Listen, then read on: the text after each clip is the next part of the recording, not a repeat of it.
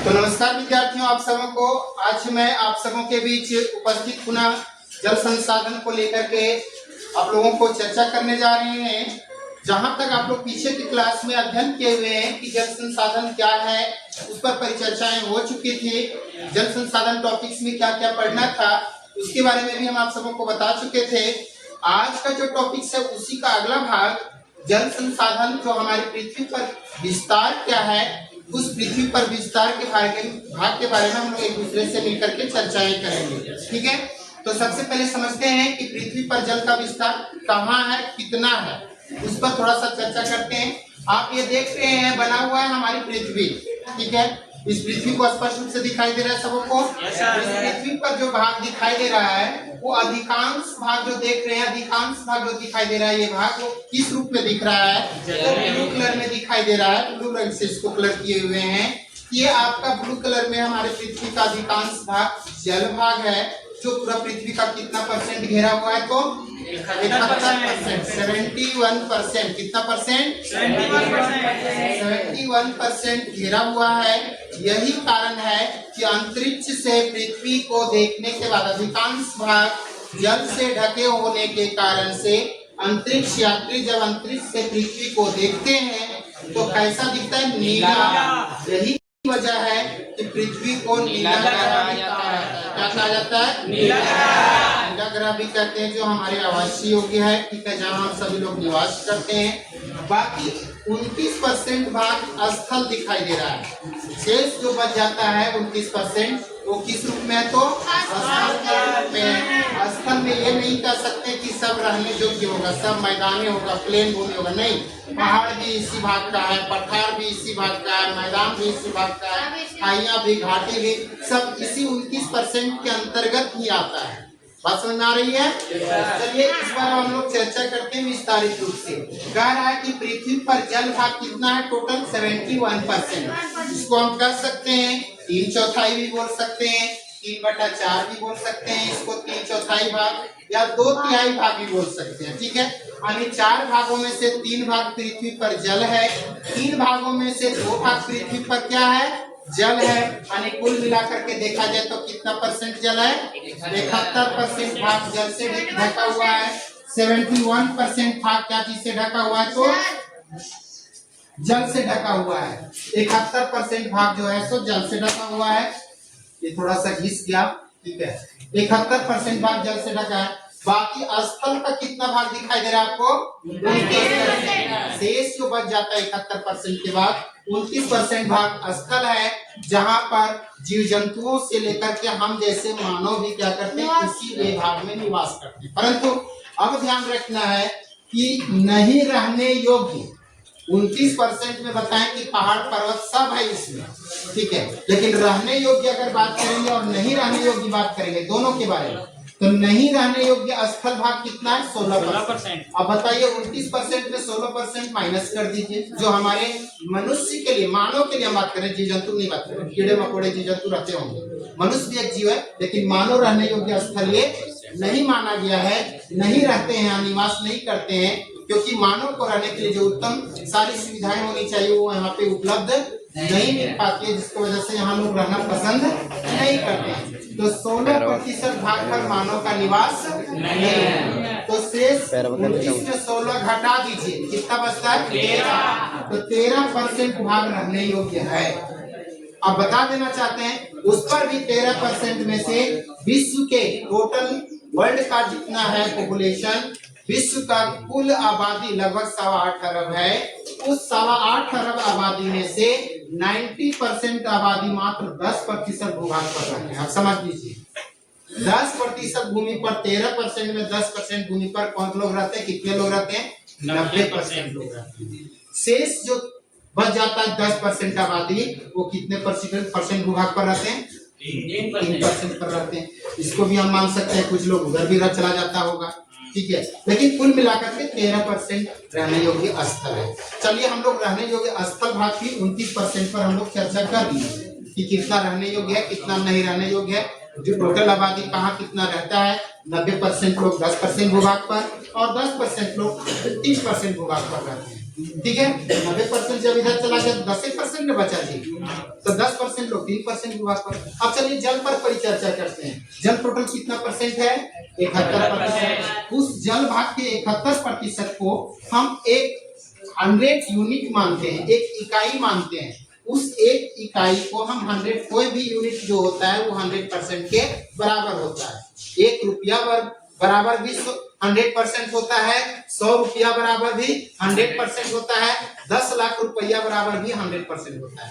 Percentage को 100 में ही तुलना किया जाता है, 100% से। ठीक है, तो एक यूनिट इसको मान रहे हैं, पूरा जल को एक यूनिट मान लेते हैं, एक इकाई मान लेते हैं, और उस एक इकाई को पूरा 100% जल भाग करते हैं। ठीक है, यानी टोटल 71% जल को एक यूनिट, और एक यूनिट को कितना मान रहे हैं हम? 100% जल। ठीक है, जितना भाग है उसको 100% मान लेते हैं। अब उस 100% जल में से कितना लवणीय जल या खारा जल जिसको कहते हैं, जो हमारे लिए क्या है जानते हो? अनुपयोगी, मतलब उपयोग लायक नहीं है, इसको उपयोग नहीं कर सकते हैं। वो कितना परसेंट पानी है? तो 97.5% जल जो है वो आपका लवणीय जल है, खारा जल है, जो सागरों में पाई जाती है, महासागरों में पाई जाती है, समुद्रों में पाई जाती है, बड़े बड़े नमकीन झीलों में पाई जाती है।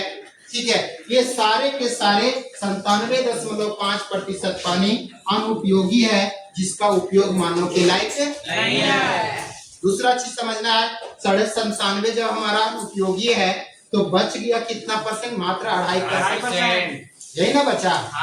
2.5% जो बचा उसमें 2% लगभग कुल जल का आयतन का 70% भाग, कुल जल के आयतन का 70% भाग, यानी 2% भाग जो है वो बर्फ के रूप में ढका हुआ है। बर्फ के रूप में कहाँ है? तो उत्तरी ध्रुव में है, दक्षिणी ध्रुव में है, आर्कटिक में है, अंटार्कटिक में है, हिमालय जैसे विशाल पर्वतों में है। तो ये 2% जल को क्या करके रखा है? तो मोटी मोटी चादर को बर्फ के रूप में ढक करके रखा है, यानी बर्फ बना हुआ है, हिम के रूप में जमा हुआ है। ठंडा के कारण से पानी जम गया है। तो कितना पानी जम गया? टोटल का पानी का 2%, बच गया 0.5%, 0.5% बचा, 0.5% हम लिखे हुए हैं। ठीक है, ये 0.5% पानी जो है इस धरती पर प्रवाहित हो रही है, नदी के रूप में, झरनों के रूप में, झील के रूप में स्थित है। भूमिगत जल, मतलब जिससे हम लोग पृथ्वी के अंदर से, पृथ्वी के गर्भ से खोद करके नलकूप के माध्यम से, बोरिंग के माध्यम से क्या करते हैं? इसको निकाल रहे हैं। पृथ्वी के गर्भ से हम उस पानी को निकाल ले रहे हैं। निश्चित रूप से पृथ्वी खोखला होते जा रहा है। ठीक है, अब देखिएगा, टोटल जोड़ करके देखिएगा तो 100% हो जाएगा। 97.5 2 99 और आधा 100, टोटल 100% हो गया पानी। तो 100% पानी जो है उसमें से 97.5% जल अनुपयोगी जल है। मात्र उपयोगी जल की बात करेंगे, कितना परसेंट है? 2.5%। 2.5% उपयोगी जल है, लेकिन उपयोग कर रहे हैं कितना हम सभी लोग? 0.5% पानी। बहुत कम पानी का उपयोग कर रहे हैं, मात्र 0.5% पानी का उपयोग करते हैं, सिर्फ और सिर्फ 0.5% पानी का उपयोग कर रहे हैं। क्या लिखेंगे इसको? उपयोग कर रहे हैं। ठीक है, तो क्या ये हमारा 2% जो बर्फ के रूप में क्या उपयोग नहीं कर रहे हैं? नहीं कर पा रहे। करने की प्रयास बहुत सारे किया जा रहा है, लेकिन नहीं हो पा रहा है, अभी भी नहीं लोग कर पा रहे हैं। क्यों नहीं कर पा रहे? क्योंकि बर्फ को पिघाल करके क्या करना, पानी बनाना बड़ा टफ काम हो रहा है उन हिम वाले क्षेत्रों के लिए। इसलिए उस पानी को इतनी मोटी मोटी बर्फ की चादरें हैं, कई किलोमीटर तक मोटी मोटी बर्फ की चादर से ढका है, मोटी चादर में, उसको पिघलाना बड़ा टफ काम है, बहुत मुश्किल काम है, मानव के लिए चुनौती भरा काम है। यही पानी का मात्र 0.5% पानी का हम उपयोग कर रहे हैं। ठीक है, अब बताइएगा इस 0.5% पानी का उपयोग जिसको पृथ्वी के अंदर के, पृथ्वी के गर्भ से, कोप से निकाल रहे हैं, प्रवाहित जल का उपयोग कर रहे हैं, नदी का, झीलों का, झरनों का उपयोग कर रहे हैं, तालाबों का, पोखरों का, कुओं का उपयोग कर रहे हैं, तो किस रूप में कर रहे हैं? इसी 0.5% पानी का। समझिएगा, यहाँ आप गौर करने वाली बात है, यहाँ ध्यान देने योग्य बात है कि इस 0.5% पानी का ही उपयोग हम मनुष्य नहाने के लिए भी करते हैं, हम मानव पीने के लिए भी करते हैं। उसी 0.5% का पानी का उपयोग जानवरों को पिलाने में, खेती करने में, सिंचाई करने में, बिजली पैदा करने में, मछली पालन करने में, उद्योग चलाने में, कल कारखाने फैक्ट्रियों को संचालित करने में, तैराकी खेल कूद के आयोजनों करने में, यानी बहुत सारे कार्यों का उपयोग हम मात्र कितना % पानी का कर रहे हैं? आधा। इस पर भी कल कारखाने से, शहरों से, नगरों से, गांवों से, अन्य जगहों से निकले हुए सारे अपशिष्ट पदार्थों को, गंदगियों को, कचरों को कहाँ पे बहा देते हैं? तो नदियों में। जो पानी का हम क्या कर रहे थे? पीने के लिए। जो पानी का हम नहाने के लिए, खाना बनाने के लिए, जानवरों को धोने के लिए या अन्य तरह के कामों के लिए हम जिस पानी का उपयोग करते थे, नदी का पानी का, उस नदी के पानी का हम क्या कर रहे हैं? उस कचड़े से, कल कारखानों से निकले हुए गंदगियों से, फैक्ट्रियों से निकले हुए कचड़ों से, शहरों नगले हुए से निकले हुए मलमूत्र से, कचड़ों से उसमें प्रवाहित कर देते हैं नदियों में। और वो नदी का पानी जो उपयोगी था, वो पानी क्या हो रहा है? तो धीरे धीरे प्रदूषित होकर के अनुपयोगी में चला जा रहा है। ऐसा थोड़ी ना है कि धरती पर 71% पानी आज है, सो धरती पर, पृथ्वी पर 71% जल जो है वो पूर्वजों से, कई पीढ़ियों से है। 71% पानी था, है, और हम लोग के जो आने वाली पीढ़ियां होंगे वो बोलेगा 71% पानी है। तो जब हम भी पढ़ रहे 71%, पूर्वज भी पढ़ा 71%, आने वाली पीढ़ी भी पढ़ेगा 71%, तो घटा कहाँ पानी? पानी की कमी क्यों हो रही है? कमी यहाँ हो रहा है। जो आधा % जो उपयोगी पानी था, जो उपयोग लायक था, नदी का पानी, झरनों का पानी, झीलों का पानी, उसको हम लोग प्रदूषण के कारण से क्या कर दे रहे हैं कि मलमूत्र या कल कारखानों से निकले हुए गंदगियों के कारण से वो प्रदूषित कर दे रहे हैं। उस प्रदूषण के कारण से जो आधा % पानी उपयोगी था, वो किसमें शामिल होते जा रहा है? अनुपयोगी में, लवणीय जल में शामिल होते जा रहा है। यानी इसकी मात्रा धीरे धीरे क्या होते जा रही है?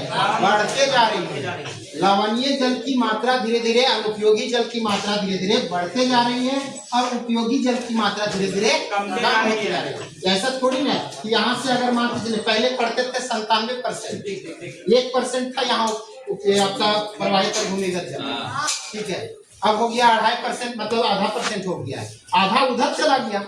उसी तरह हो सके 0.25 और चला जाए तो 0.25 यहाँ बच जाएगा फिर, ठीक है, यानी आधा से भी आधा बच जाएगा मेरा।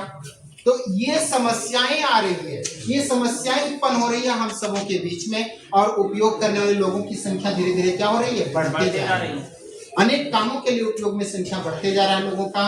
यही वजह है कि इस उपयोगी पानी का क्या हो रहा है? अनुपयोगी में तब्दील होने से हमारे बीच में, आपके बीच में, इस पृथ्वी पर लोगों के बीच में क्या हो रहा है? जल की समस्या उत्पन्न हो रही है, जल की कमी उत्पन्न हो रही है। यही जल की कमी को, यही जल की उत्पन्न समस्या को जब प्रदूषण के कारण से, दुरुपयोग के कारण से क्या हो रहा है? जल की कमी की सामना करना पड़ रहा है, जिसे क्या कहा जाता है? जल की दुर्लभता। क्या कहा जाएगा उसको? जल दुर्लभता कहा जाएगा, जो अगला टॉपिक इसमें आपको हम पढ़ाएंगे, ठीक है।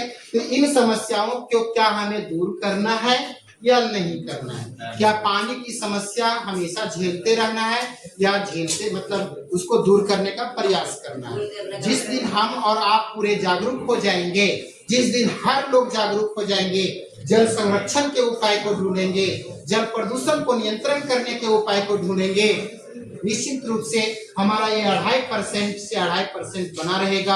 हो सके ये धीरे धीरे फिर हम वापस ला सकते हैं, कुछ उपाय ढूंढ करके इसको प्रदूषित जो जल वर्ग के रूप में है उसको पिघलाने का प्रयास कर सकते हैं, जिससे हमारे उपयोगी जल की मात्रा जो उपयोग कर रहे हैं हम लोग, उसकी मात्रा थोड़ा बढ़ सके और लोगों की पानी की समस्याओं से दूर हो सके। पानी की जो समस्याएं उत्पन्न हो रही है उस समस्या से हम और आप निजात पा सकें, उन समस्या को हम लोग दूर कर सकें। चलिए, धन्यवाद आप सबों को। इसी प्रकार से क्लास में शांति बनाए रखने के लिए अगला टॉपिक में हम लोग चलेंगे, वो है जल दुर्लभता, ठीक है।